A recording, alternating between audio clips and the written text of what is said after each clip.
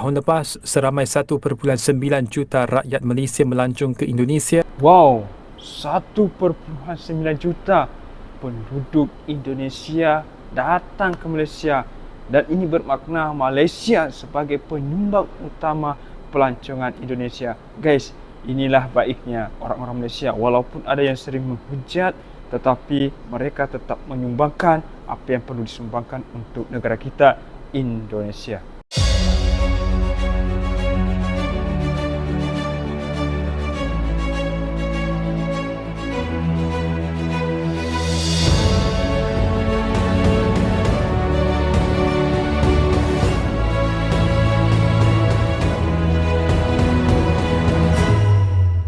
Bismillahirrahmanirrahim. Assalamualaikum warahmatullahi wabarakatuh. Allahumma salli ala Muhammad wa ala ali Muhammad. Allahu Akbar. Hai guys, selamat datang kembali di channel Amir Putra, channel vlog dan reaction. Dan pada video kali ini saya ingin sampaikan berita yang baik kepada kedua-dua negara, Indonesia dan Malaysia. Namun sebelum kita ke topik utama, saya ingin menyapa sahabat dan saudara yang menonton video ini. Semoga sahabat yang menonton video ini dalam keadaan sihat-sihat walafiat, dijauhkan daripada mara bahaya dan dimurahkan rezekinya, insyaAllah. Amin. Oke guys, pada video kali ini saya ingin ucapkan terima kasihlah kepada orang-orang Malaysia. Walaupun kita tahulah akhir-akhir ini banyak konten, banyak YouTuber ataupun banyak blogger yang kadang sering menghujat negara Malaysia, orang-orang Malaysia. Tetapi alhamdulillah, baru saya terbaca daripada berita Astro Awani yang berkata Malaysia adalah penyumbang utama pelancongan ataupun pariwisata Indonesia. Dan alhamdulillah, kalau dipikir ya, mungkin kita boleh saja ataupun boleh sajalah warga negara Malaysia berkurangan berkunjung ke Indonesia, sebab banyaklah konten-konten kreator yang sering memburukkan Malaysia, terutama Kokori dan Endegen saja. Tetapi alhamdulillah, Malaysia otak cerdas, otak bijak dan sentiasa berpikiran positif, tidak melayan benda-benda macam tu. Dan alhamdulillah, terbukti Malaysia sebagai penyumbang utama Malaysia sebagai penyumbang utama pelancongan pariwisata Indonesia. Alhamdulillah. Sebenarnya ini berita yang sangat baik untuk Indonesia. Kalau dipikir apa yang sudah dilakukan sebelumnya, yaitu perubatan dan kesihatan Malaysia. Bahkan perubatan dan kesihatan Malaysia banyak membantu, banyak menolong warga-warga Indonesia. Bahkan Malaysian Healthcare datang langsung ke Indonesia untuk mempromosikan perubatan dan kesihatan, alat-alat kesihatan di Malaysia, di Indonesia, di Jakarta baru-baru ini. Dan bahkan berjuta rakyat Indonesia yang datang ke Malaysia berobat atas alasan harga obat di Malaysia lebih murah, fasilitas lengkap dan kemudahan-kemudahan yang lain yang harganya murah berbanding di Indonesia. Ini adalah satu benda yang baik.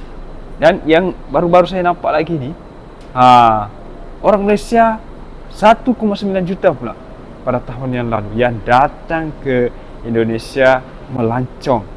Dan ini adalah jumlah yang tertinggi guys di ASEAN, orang-orang ASEAN yang berkunjung ke Indonesia. Jadi bagi saya, marilah kita saling silaturahim, karena Indonesia pun banyak melawat ke Malaysia, orang Malaysia pun banyak melawat ke Indonesia. Jadi silaturahmi ini tolonglah kita tinggalkan, tolonglah kita tingkatkan.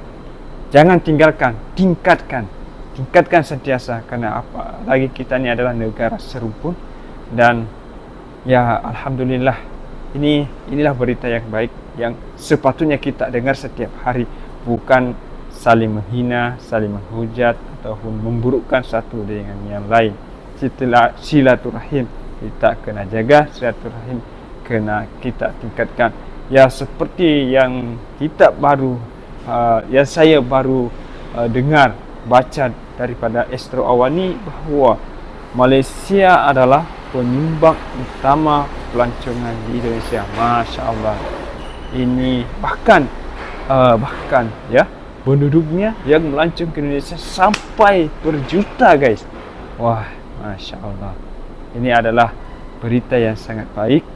Dan inilah yang perlu kita tingkatkan. Bukan saling menyindir, menghujat ataupun memburukan. Itu tak sepatutnya berlaku di antara kita. Apalagi kita di negara jiran, negara serumpun. Insya Allah. Dan seperti apa? Kalau saya cakap saja mungkin sahabat masih kurang percaya. Jadi seperti apa daripada berita Astro Awani yang berkata Malaysia sebagai penyumbang utama pelancongan Indonesia. Kita dengarkan simak. Malaysia merupakan penyumbang terbesar kepada peningkatan ketibaan pelancong antarabangsa ke Indonesia, memberi lonjakan ketara kepada ekonomi negara itu. Menteri Pelancongan dan Ekonomi Kreatif Sandiaga Salahuddin Uno memberitahu destinasi seperti Jakarta dan Bali dilihat terus menyaksikan peningkatan pelawat. Beliau yang memuji kerjasama antara kedua-dua negara untuk meningkatkan kerjasama dalam sektor pelancongan dan ekonomi kreatif itu menyatakan bahawa usaha ini penting untuk memaksimumkan faedah peningkatan pelancongan untuk kedua-dua negara. Selain itu, menurutnya Indonesia dan Malaysia menyasarkan untuk meningkatkan kerjasama ekonomi jangka panjang dan terus meningkatkan perdagangan dua hala dalam barangan seperti minyak sawit, getah, elektronik, tekstil dan arang batu. Badan Pusat Statistik BPS Indonesia melaporkan lawatan pelancong asing mencecah 1.31 juta pada Julai 2024 dengan majoriti pelawat datang dari Malaysia 13.56%, Australia 12.73% dan China 9.62%.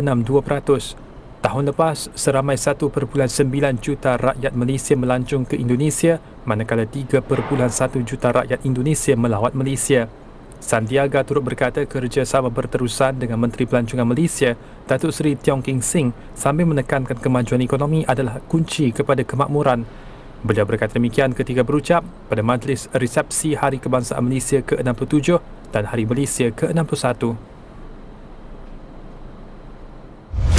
Okey guys, itulah tadi berita daripada Astro Awani yang berkata Malaysia sebagai penyumbang utama pelancongan Indonesia. Alhamdulillah, ini sangat baik ya.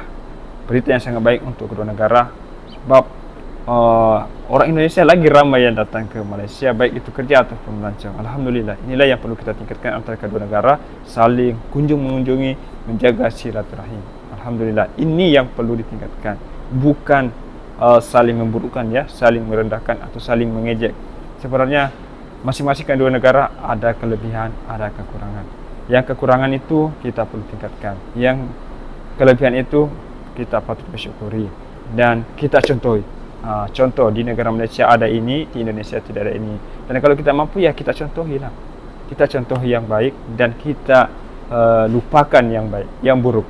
Insya-Allah. Semoga kita menjadi hamba yang sentiasa dalam ketaatan dan bersyukur kepada Allah Subhanahu Wa Taala apapun yang ada, apapun yang kita dapatkan. Insya-Allah semoga kita selamat dunia akhirat. Sekian dulu daripada saya. Assalamualaikum warahmatullahi wabarakatuh dan bye-bye.